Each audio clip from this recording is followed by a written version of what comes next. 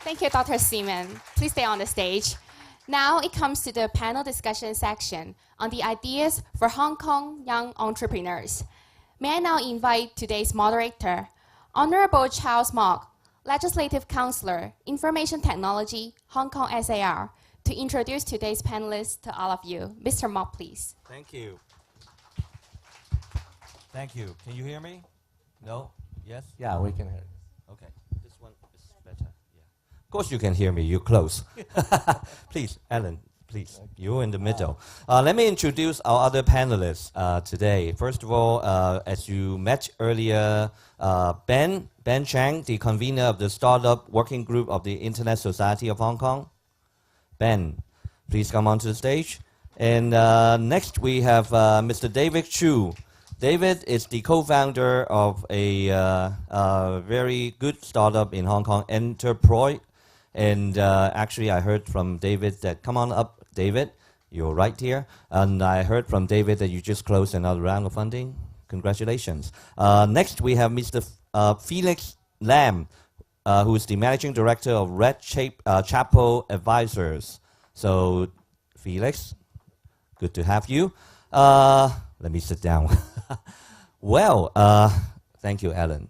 Great sharing and great advice for young entrepreneurs in the room. But of course, I think entrepreneurship shouldn't be just limited to age, right? No, it shouldn't be. Absolutely. I always give the example, Ray Kroc, who started McDonald's, he was actually 57 years old when he started his first McDonald's. He used to be selling Mixmaster machines for milkshakes in the US. And McDonald's, he started at the age of 57, and of course, McDonald's today. So its age definitely doesn't matter. Actually, I think many of us are waiting for your next startup in IT. Working on it. Working on it, great. Actually, today I think we have a gathering of people from different parts of the ecosystems of entrepreneurship. We have two startup, youngsters, young guys, young entrepreneurs among us. We have we have Alan, of course, who's very well. I wanted to say senior. Well, you're a serial entrepreneur, and actually from between private and also public organizations as well, and very successful. And also, of course, Phoenix would be more on the advisory on the capital side. Early stage, right? And of course, there's also me, who is an ex-entrepreneur. So I'm at the end of the life cycle. So we have everybody on the ecosystem on our panel. So to start, actually, let's give our panelists a bit of a chance to introduce what you have been doing. And I think let's try to hear from David first, and then maybe Ben, tell us what you've been doing and what you feel about Hong Kong as an environment for startups. Sure. So I guess just a quick, I'll try to give it 30 seconds background on my company. So as the company it's called Divide, and we started officially incorporated in Hong Kong in January of 2010. So we're just coming to about 4 years old. Globally, we have offices in Hong Kong, New York, and London. We have about 70 staff total. In Hong Kong here, we have about half of that, so it's about 35. And to date, we've raised about $25 million in venture capital. Our lead investors include Google Ventures, Qualcomm Ventures, Comcast Ventures. And the industry we're in is, of course, high tech. We basically make enterprise mobile software for smartphones, essentially allowing the new generation of people entering the workforce to use the smartphones they already have today, Androids, iOS devices, to allow them to be productive and contributing members of the workforce. So a lot of people ask me, why do technology startups in Hong Kong, right? And I actually grew up in Silicon Valley, worked there for many years, and certainly I think when you look at Hong Kong and the Valley, the first thing that comes to mind is that, well, the cost of labor is just so much cheaper here. For the price of a Silicon Valley engineer, I can hire 3 to 4 of them here in Hong Kong, right? And when we raised money from our investors, one observation they made was that our burn rate was that half of a business, half our size in Silicon Valley. So obviously, we were able to go much, much further with our capital and build a much more capital efficient business. I think I'll just pause there and hand it over to Ben. Well, I wish more of our colleagues in the Legislative Council can hear what you said. You said we have a very low cost of labor in Hong Kong, and everybody, all my colleagues are complaining about the high cost of labor. I think they really need to move up the knowledge chain, right? So let's hear from Ben. So on the startup side, my company basically do two things. One thing is we run an online web form builder database for small business. So that's basically a monthly subscription model. And then we also do some consumer apps, particularly in camera apps on iPhone and Android. So basically, I think from my perspective, I started the company after I graduated from a local university, and then I mean 5 years ago, like when I started the company, it is like almost non-existent for tech angel, seed funding things. Now we are better. We have like CCMF from Cyberport, and we have people like Felix who is very supportive to the early stage startup. So I can foresee that like in the coming years, like it is now we have like more young people who are trying to do a startup. We have a lot of co-working space that people can work there in a relatively cheap price. And then the thing is, how can we give the funding to the early stage startup who will need to grow from zero to something like they will like have a Series A or Series B funding. So I think that's important. Well, I know that some other governments, some other countries, they want to get you over there, like Singapore. Why do you stay in Hong Kong? I mean, we heard from David why he came to Hong Kong from Silicon Valley, but what about you? Why didn't you leave Hong Kong? I think the thing is mostly for me. First, I born and grew up here, so I think I kind of have a unrational emotion that I want to do something here. Secondly, I think it is correct that, as David said, the labor cost for developers is actually quite cheap here. So it is easier for me to like kickstart at the early stage. Actually, at the very beginning, I do consider that maybe I should start an office in Shenzhen and start there. But then after I consider the total cost of running the operation, I decided to stay 4 years ago. So I think that's the main reason. And then since my business mostly targets in Western market, so I think it's also reasonable for me to like not move to China or somewhere in other part of Asia, because like Hong Kong people usually is good in English relatively, and then like can work with Western people in a relatively smooth way. So. Okay. Well, let's hear from Felix as well. From your perspective as an investor for early stage companies, what do you feel about companies like these? You know, we have international or people with an international background as well as people with a local background here in Hong Kong. And what do you feel about these qualities of these startups and their prospects in the coming years? Okay, thanks, Charles.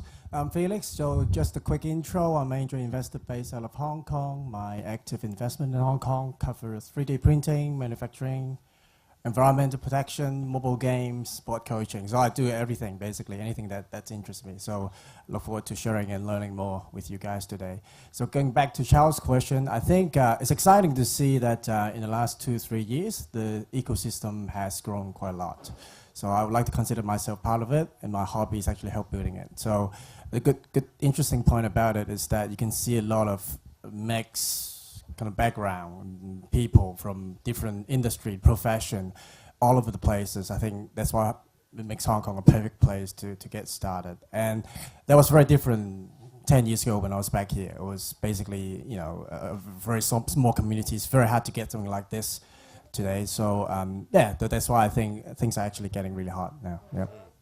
What about money? I mean, a lot of entrepreneurs seems to complain that it's difficult to get money.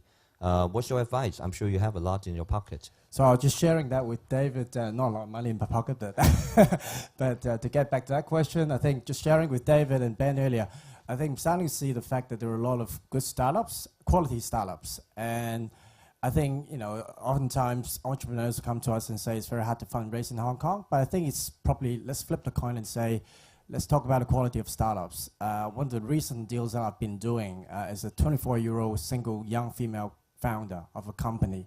I was helping her with the fundraising. I'm going to be a director and also investor in that company. And she's oversubscribed in that round, way oversubscribed. So I think the fact is that if you've got quality startups, investor will come, people will come and knock on you and look for funding. So, you know, that dynamic is definitely developing. Yeah. Why do you emphasize single?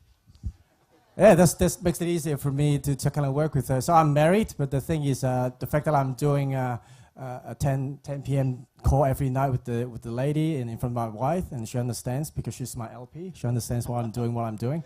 So yeah, so I emphasize the fact that Yeah, because we heard from another entrepreneur that you've been hearing a lot about lately, Ricky Wong. That he said, don't get married or don't get into a relationship if you really want to be an entrepreneur. But so it's a good test. Yeah, that's a good test.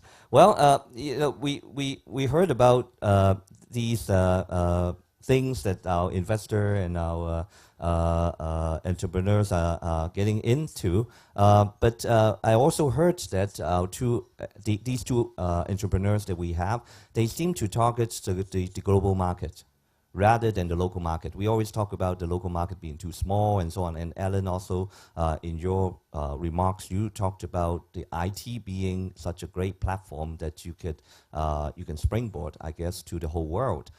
So, Alan, actually, I know that you're not really in the IT sector, even though I'm sure you, being in many of these sectors, your business that says that you're in, IT would be a part of it. You know, what do you feel about your advice to these entrepreneurs as they want to, looking at the limitations of Hong Kong, but of course you said you want to look at these limitations and opportunities. Now, how do you balance between where do you go, the local market versus the mainland or the international global market?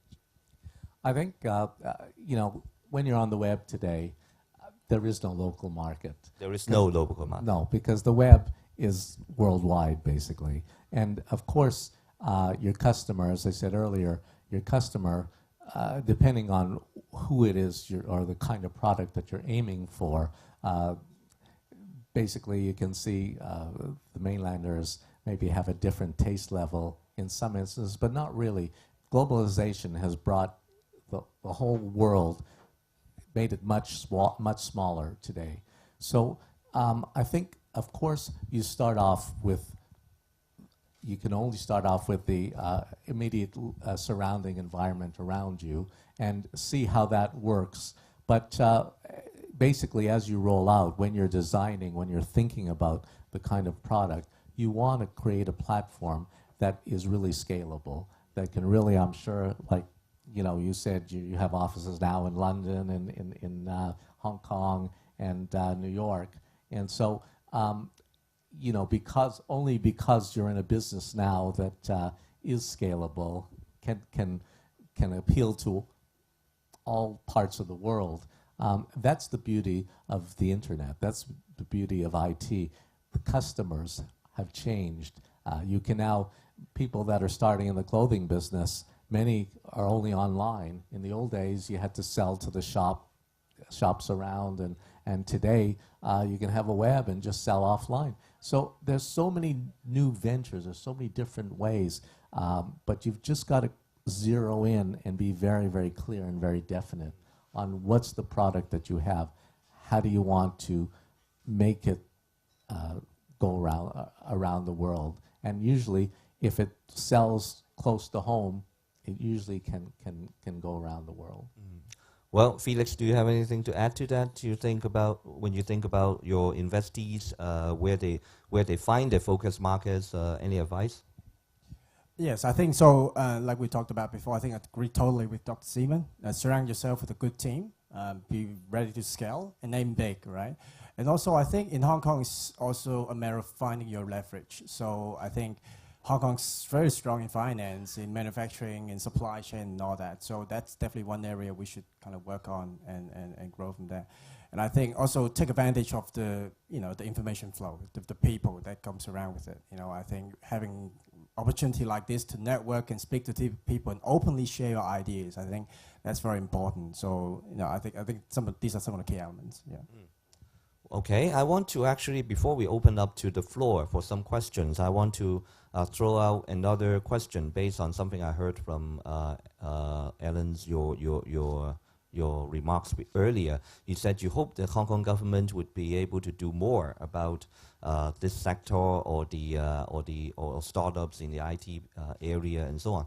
Now, before I come back to you, Ellen, let us hear from maybe the entrepreneurs themselves. Do you think you need anything from the government? And if yes, what is that? And if no, why? Ben, you go first.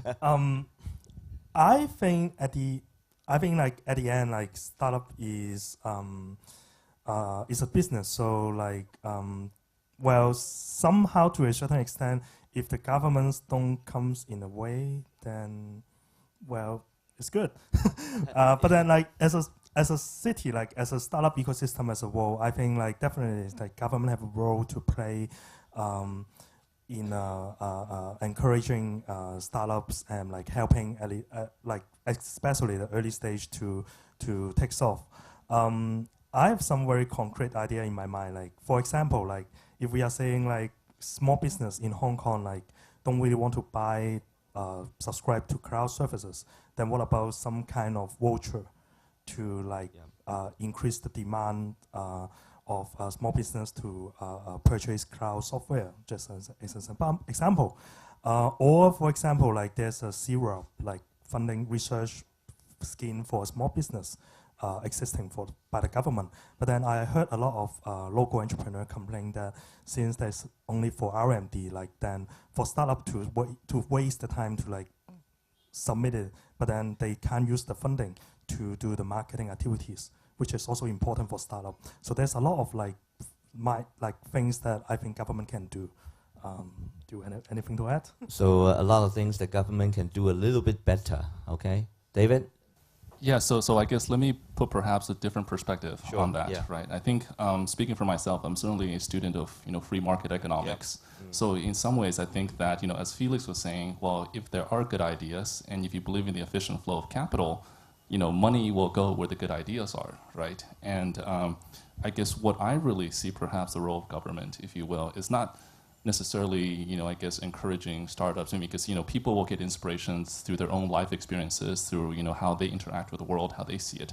I think my biggest personal challenge, for example, at this point is that, I have plenty of funding, but my difficulty is actually recruiting enough talented people to grow my business fast enough here in Hong Kong, right? So for example, for me, it's not that I have a head count in how many engineers, how many product managers I want to hire this year. It's actually, I can't find them, right? And I think, so that is, of course, I think a very big problem that the government can certainly tackle through education, through increased awareness, and I guess, kind of telling the community that there are viable career alternatives to working in finance or working in some of these traditional industries. Right. That I would totally agree. Anything to add to that, Ellen or Felix? I mean, that's exactly what I mean. The shortage of people, the educational system in Hong Kong, I believe, is far lacking in this industry. And I believe that we should be leading. The government can help. They're the only ones that can rewrite the education system. And I believe that turning out young people, when they graduate, who can go into your kind of companies, and so we don't have to look around and have a scarce supply of those people, because that's the only way these incubators can grow. And young people, if everybody is talking about this and thriving on ideas, it gets places like this, more meetings like this, it all plays off one another and gets stronger and stronger. So I think the government can help in that respect. Just a quick summary from my experience. So 3 things I think needed for building a startup ecosystem: funding, talent, and communities. And in Hong Kong, we follow that. Okay, it's not perfect yet, but we're definitely getting there. Okay, and yeah, I totally agree about talent and education. And on the positive side, you see that the government in the recent Digital 21 strategy consultation, they talked about trying to put programming in every school curriculum at starting with very, very young age for kids. But of course, that will take a lot of resources and training for teachers and so on. So we hope the government can really follow through. But on the other hand, you'll probably soon hear about some government investment in, for example, improving the school infrastructure. But once you hear about the amount that they put in to this project, and you probably hear about the amount tomorrow or day after tomorrow, and you'll probably be quite you will feel that they really should in a lot more. I'll just say that. So but you find out about that. Yeah. But we've been saying that schools, the infrastructure in terms of providing IT education is really lacking. But that for some reason the government, I really think they should put in a lot more resources. Now let's turn the time over to see what kind of questions, what questions we might have from the floor. I actually am working on a Hong Kong-based startup, but we're addressing more of the global market. And we look at India, we look at Indonesia, the Philippines, etc. But when we look at incentives that other governments might be providing, so for example, Singapore is a good example. It becomes very attractive to potentially abandon your Hong Kong incorporation to look at Singapore. And so when you look at Hong Kong competing against Singapore and other areas around Asia, how do you see Hong Kong positioned versus others? Okay, who might want to give a first shot at that? I can try. I mean, you're absolutely right. I mean, that's been my biggest complaint with the government. I think, many of the government people come from a different generation and don't really come from the IT industry generation.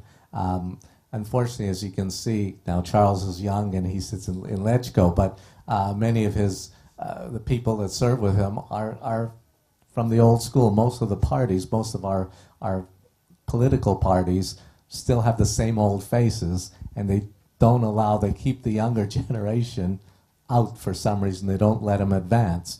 And so they don't really understand the importance of this industry. Because, yes, I might come from another generation, but my business is all creative, all with young people. I love creativity, and so, of course, I get it. And I understand the importance of this industry to the government. I've mentioned it to the chief executive last week, how important I feel the industry is. It's not just about, as you say, finance. We're losing people. Singapore is a government that's run different to our system here as Singapore Inc. It's one company, one corporation. All the government people work together rather than in Hong Kong, everybody kind of works separately. They pull together and they they define an industry that they're going to go for, and they pour money into it from bottom up and from top down. And so these are things that, and not only Singapore, but China is developing really, really quickly. If you just look at Shenzhen, they went from nothing, or Shanghai, or some of the other cities that are developing so quickly. I'm expanding Kwai Fong all throughout China at the moment, so I'm there very often, and I see what's going on.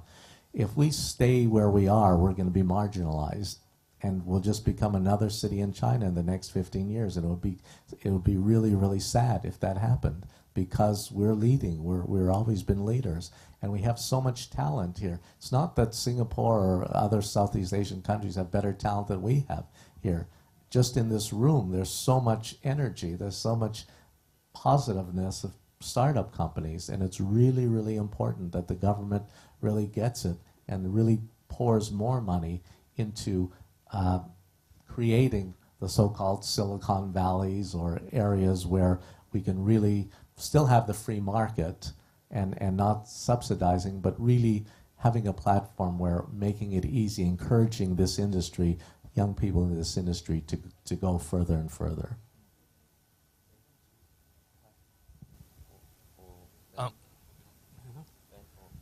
Yeah.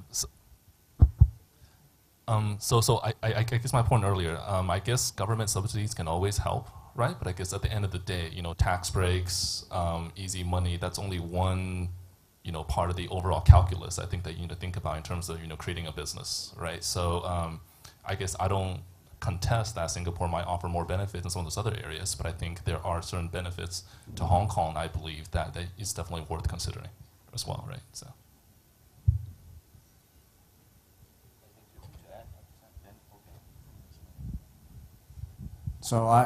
I'm not an expert in that area, but I think two things I would like to share. First of all, I've met a few Singaporean teams lately, and they've been complaining about the fact that it's very hard for them to recruit talent in Singapore. So that's one point.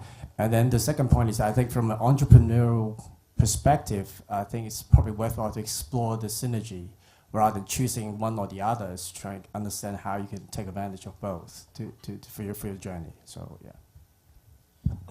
I think particularly on the case of Singapore, I think there's one story I think that's quite symbolic. Is that a few years ago when Singapore published the dollar matching investment scheme, they got a very prominent investor, Joe Ito, to Singapore to start a new fund. But then, in retrospect, after a few years, actually, he just left Singapore, and the government can certainly try to spark the environment by providing funding, legal, education, but then it's really hard. So, I'm not a policy maker, but I would be in doubt in I don't mean the Singapore model is bad, but I don't think it is we can directly just copy what they are doing. Okay, let's try another question. This gentleman in the middle also. One of the powers of technology that I believe in is uplifting the weaker section of society or the underprivileged people, the social impact that technology can make. There are many examples now, Khan Academy, that teaches children through internet. Is this an agenda of the Hong Kong government in helping entrepreneurs or promoting social impact within technology entrepreneurs? I don't know who might be able to represent government to give an answer. Alan, are you close to playing that role on the panel, at least for now? Well, we can try. Obviously, that's become a very, very important thing. The ease of social networks in actually teaching through the internet, teaching underprivileged, teaching handicapped people, people who don't have the same means as everyone else. I think that is something that is very, very important. Obviously, it's something, it's one section of the government, I think, that can take a lead in that. But of course, I believe that's different corporations, different companies that can also, private companies that can also help to fund through different trusts and donations to help to fund these kind of startup things. I think it's very, very important, especially in places, in Hong Kong, I was going to say in places that are suffering, that don't have the capability of Hong Kong, but there's many people in Hong Kong that really can use the help. And even people living in caged homes, people living in subdivided flats, and especially for young kids, it's important that they have access to computers, that they have access to making it easy for them to have something at home. And I think governments can help up to a point. But I think this is where social responsibility of corporations who make a lot of money, especially in Hong Kong, can give back to society. And that, I think, is a very important part, giving back to society. Well, I think you pointed out a great potential for using technology for social good. But my answer to your question, I'll try to answer that as well, is yes and no. I think yes, by saying that government actually has certain plans for subsidizing or funding or helping jumpstart social enterprises. But there are two problems there. First, I think they're talking about the old model for social enterprises rather than technology-based ones. Second, they might be really thinking about, because it's Hong Kong government money, they would be thinking about more the local market. So they would probably fund a social enterprise to teach people how to become car mechanics rather than to fund if you are trying to build a global social venture to try to teach kids physics or whatever. That is the limitation, because they might be looking at a very domestic scope. So that's the sort of the yes part of it, but as you see, there's also quite no, in the sense that we probably cannot just rely on government in this area. So I would very much agree with Alan that we need to look for other sources, which, for example, you mentioned about the example of Khan Academy. Obviously, their money, their investment didn't come from the government, right? So why should we be just looking for government for this sort of enterprise if somebody wants to build it in Hong Kong? Okay, anyone else? This lady over here, over on that side, can you keep raising your hand? So, okay.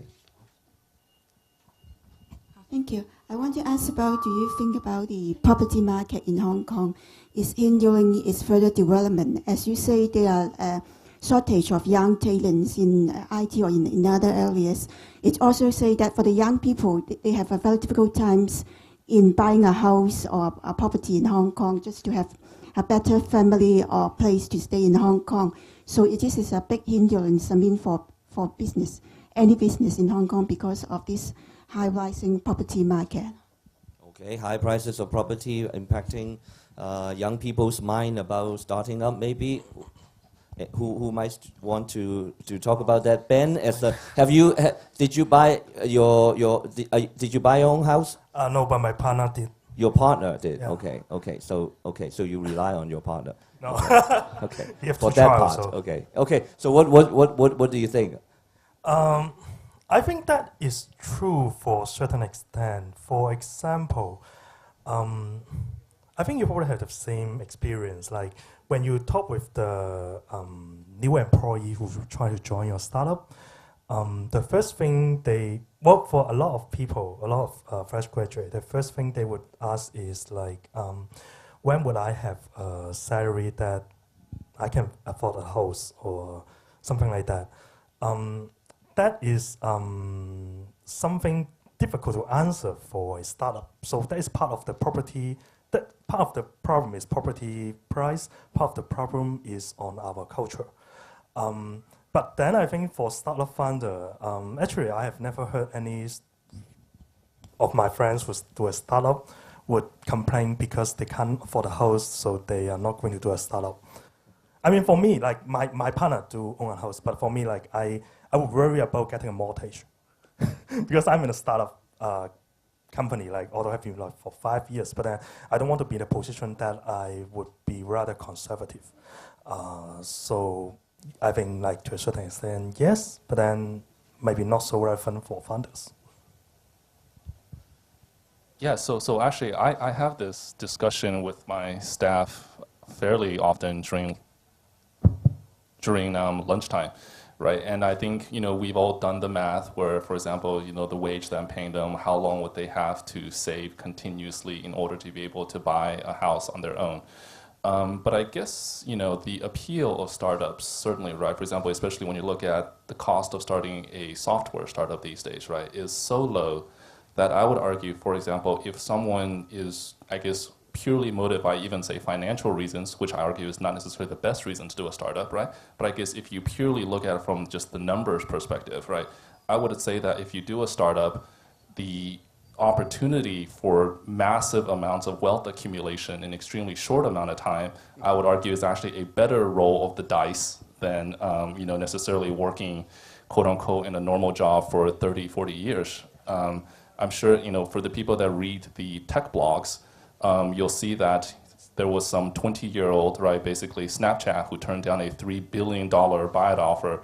And now you can argue, well, those guys are insane. Like, why wouldn't you, take $3 billion when you're not even 25 years old, right? But I guess that to me is kind of, I guess, the promise I mean, if you truly want to change the world and if you really want social mobility and upward advancement, I would argue that people really should take kind of, control their own destiny into their own hands versus, saying, hey, why can't I go buy a house because I just graduated from school, right? Alan, did you have anything to add? You talked to CY about this? Yes, I think I agree. The big problem in Hong Kong, obviously, is the housing is really obscene. The price of housing is obscene, and it really causes a lot of discontent amongst our society, and that's really the thing that is really screwing up Hong Kong at the moment. It's, unfortunately, this government did not create the problem. This problem was created the last two governments over a matter of time.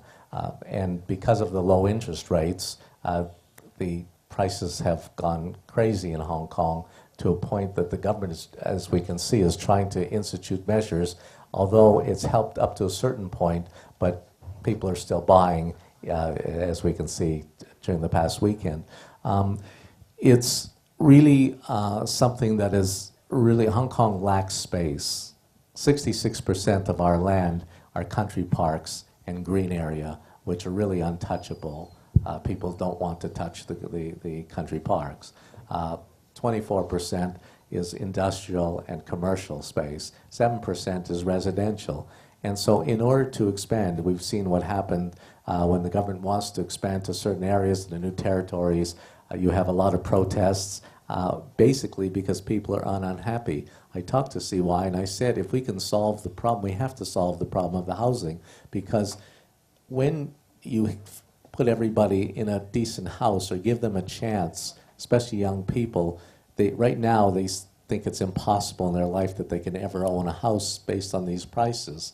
And so you have to give them hope, because then you can have a better society. Then we can work together in a better way and answer your questions about then Hong Kong taking its place as Asia's world city. If we continue the way we are, we will continue to have a divided society and people protesting almost every week because they're unhappy and they have a right to protest. And so that really is really not helping young entrepreneurs. I want to attract more people to Hong Kong. I want more young people who can come here and really have a chance to set up a business and do well and be able to do an IPO. And one of the questions of how do you keep your employees happy is by them hoping that you will do an IPO eventually, and then they'll be able to have shares and they'll be able to become wealthy by sticking with the company. And that's really the ultimate aim of most, even investors, I guess, to eventually hit it big with an IPO. Okay, let's see if we can have another question. Sheila?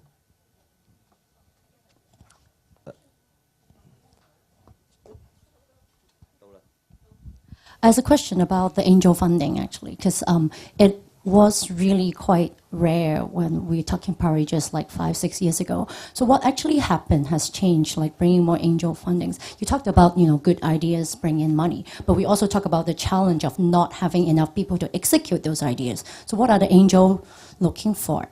Probably Dr. Seaman can also share on that. But from the entrepreneur side, a lot of them are quite hesitating getting VC funds because of the control that VCs would put into their business. So when you look for angel supports, what are the quality or what are the support they actually provide you and not to control your business at the same time? Right, so I think I look at the angel funding scene in Hong Kong like a marketplace. So I think we're in still a very early stage where we're trying to juggle and toggle and find the right mix of supply and demand.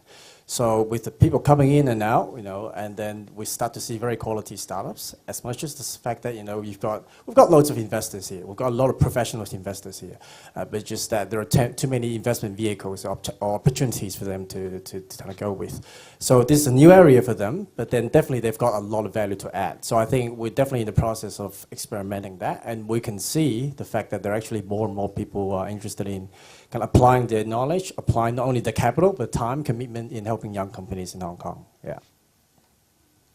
I think I agree with you. This is a new, the venture capital, especially in this industry, is a new thing because Hong Kong traditionally, people never thought of us here as having incubation in this industry. And it was always, this is the financial capital of, one of the financial capitals of the world. And basically there's a lot of money in here, but most people, for most VCs, it's a new part, it's a new division for them. And I think that they're looking for comfort, they're looking for comfort that this is an industry that is really real for Hong Kong, that there really is a chance to mature, a chance to really grow, because a venture capitalist, venture capital usually is looking for someone that's going to hit it big, make a real company out of an idea. And they're looking for management. They're looking for the quality of the individual, the person that's running the company, your team around you, the product, how long it's going to take in order to get a return on their investment, how safe is the investment, how many rounds you're going to be coming around for. All these things, as in every other business, make sense. They can't just close one eye. It's like in the old days when they were talking about blue sky in the first round, when that didn't really work.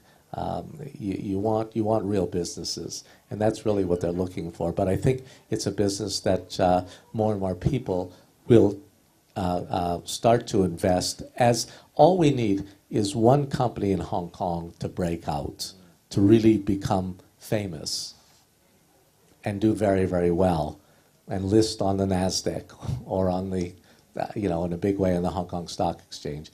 And once you have that, and I believe having a company like Alibaba list in Hong Kong, I think it'd be a mistake if we lose Alibaba, because I think that will attract, and I've said this to the government, that will attract more companies of that sort to think of Hong Kong as a listing place, and that will help to mature the market. So I think no matter what Jack Ma wants, I think that we can massage it and really should not lose it. Well, I certainly agree that actually I heard from people in the industry that by having a company like Alibaba listing in Hong Kong, we could probably have a chance to enhance the level of people in even the financial service industry, so that they understand the IT business. Right now, there's a lack of these professionals, whether you be analysts or traders and so on, that understand the IT business. And I said, didn't we already have QQ in Hong Kong? And he said, well, if you have another, that's always better. So I mean, there's certainly issues that needs to figure out, but I think we shouldn't give up. Anything to add, Ben and David? From a startup perspective, I actually have quite a bad experience with Angel. So when I started out like a few years ago, frankly, that's my fault too. I think even now, like, I didn't learn enough of how this whole thing works. So I did raise a small angel round when I started from a wealthy individual. But then my problem is like, end up he's too hands-on and he don't know much about tech. He's from like tech industry in the 80s. So that was just not worth the time to like argue with him and like for the half. So after 6 months, I just like pay back the whole thing and like end up growing organically. So I think for me, like when I learned the lesson of like when I'm going to look for an angel again, I want to look for someone who understands the business, who actually like know the tech industry, and then share your vision. Yeah, and then if I'm going to do that, I want to do it when I don't need the money. So I kind of have the privilege of trying to grow the business, grow the product organically now. So I think the next time I'm going to raise, I would do it when I don't need the money. So yeah. So I guess I'll just say, I mean, in many ways, I could answer your question from an entrepreneur's perspective. I guess finding an investor, whether it's angel, whether it's professional institutional money, it's a very cliched analogy, but yes, it's like dating, right? It's like you don't want to just jump in the sack with somebody and go for it, because at the end of the day, it is a partnership.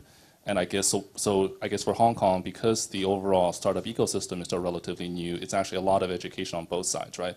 Both for people trying to get into the kind of venture capital industry in the first place, and also for the first-time founders and entrepreneurs to kind of learn really what's involved. I mean, just give an example. For example, no entrepreneur would want an investor to come in and take over, say, 70% of the company, because at that point you're like, well, what's the point of me being an entrepreneur? I only have 30% left before I even start building anything, right? So I think that's something that investors also need to understand, that it's a relationship of give and take. You can't just come in and crush the opposite party, because then the interests or the goals are not aligned, right? So I think it is important for people to understand kind of both sides of the table and see how the other party view the situation, and really kind of do your research beforehand. Okay, I want to keep everything on schedule. Okay, I see one hand here. I really have to keep it on schedule, so we might have a bit more chance for your networking. Why don't we keep this as the last question, and this gentleman here, and then we could have very short answers from the panel and a closing remark all together. Yes? Thank you. I'd like to hear more from Alan, because you said you experienced the can-do and the entrepreneurial spirit in Hong Kong back then. Do you still feel the same right now in Hong Kong? Or if not, how the whole society, not just the government, can do to push more people into the pool without knowing how to swim? Yeah, as I said earlier, when I first arrived here, there was everything was possible. You can have a dream at night. The best thing was, in those years, there was no computers. It was a different world. And so you can have a dream at night. The next morning, call the bank, just tell them over the phone. I bought property over the phone, just telling them where it was, and give them the address, and they'd give me a loan over the telephone in those years. It was that easy. Of course, things have changed today. And because of the problems that we've encountered the last number of years, and we're a maturing society since 1997. We're kind of growing up. We're now facing 2017, which universal suffrage, which people, majority of the population wants. It's just a question of finding the right system. But what's happened is the society became very divided. And in speaking to a lot of young people, I do a lot of speaking at universities, and I find I'm troubled, and I've said this to the government, because I find that the government itself is not doing enough for what I believe for the young people, because a lot of them don't have hope. I gave a speech at City University, and I'm talking about positive and can do, and after my speech, 5 students came to talk to me, and they say, you talk about can-do and being positive, being so up, but we're graduating this year and we don't see a future for ourselves here. We don't know what to do, and it was very disturbing to me, because Hong Kong's never been an easy place. It's always been an expensive place, but people did work together in the old days. People did pull together. They didn't question as much as we do today. The important thing is we have to pull together. And again, I said we've got to solve that housing problem, because that is really what's killing us, and the high rents of offices, and it destabilizes an economy, because a house is a fundamental right. When you have to keep moving every year because your landlord raised the rent, move the children into new school, and it totally destabilizes the family. And that's what causes people to side with the so-called radicals in government, because young people, we've never had groups like scholarism, which are high school students, secondary school students basically, that are banded together to protest on weekends at government functions, which they should be really looking after their studies and letting, it's very destabilizing even for government people to go, to really go out there and face society. So there still is that can-do spirit, because Hong Kong is an international city. The rule of law that we have here is still very, very strong. That separates us from China. And China keeps helping Hong Kong through sending tourists here and upgrading the city and the financial markets, the renminbi. So there's a lot of possibilities here, and it's only up to us if we want to screw it up for ourselves. But all I can say to everyone in this room, be positive, have that can-do spirit, and the more you have it, the more your friends around you will catch it. It's infectious. And that will help to keep Hong Kong the great city that it is, because it still is a great city, one of the best in the world. David, Ben, any final words? Felix? Okay, closing remark, I guess, is to let's build the ecosystem together. I think that's probably one of the best ways, which is important to everyone's success here. And to do that, one of the best ways, obviously, is to apply for the award. And like I said before, it's not just being about the best award, but also having more and better startups. Okay, thank you. Yeah, we didn't say anything about the award. Just join it. Okay.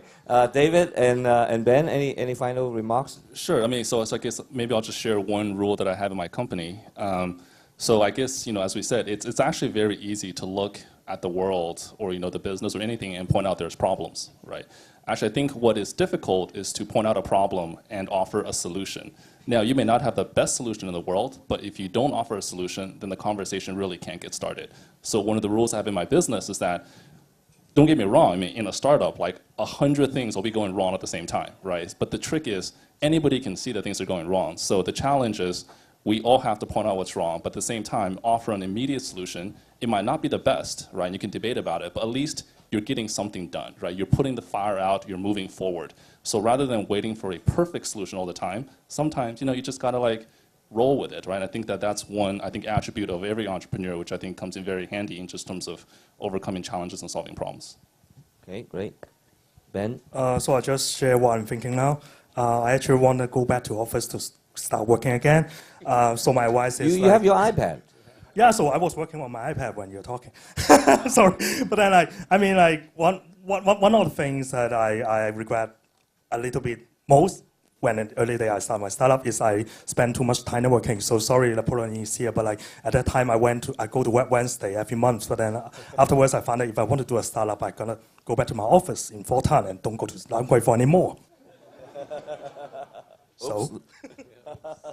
Okay, thank you. Can we have a round of applause for all of our panelists?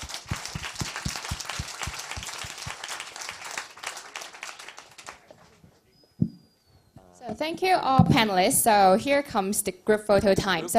First let us take a photo of all panelists on stage now.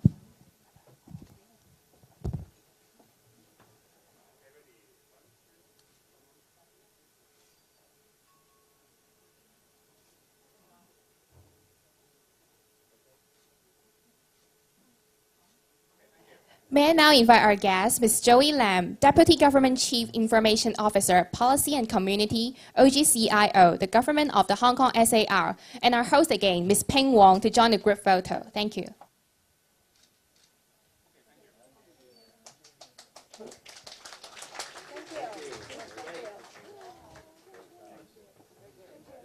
Thank you. Thank you all guests for attending today's event. I hope all of you have enjoyed today's event. It's now the networking time. Please feel free to mingle with our guests and other participants. If you're interested in joining Internet Society Hong Kong, please fill in the membership form and hand it to any of our staff at the registration counter. Also, please check our website for the latest news and events for startups. Thank you once again for coming to today's event and hope to see you again soon. Thank you.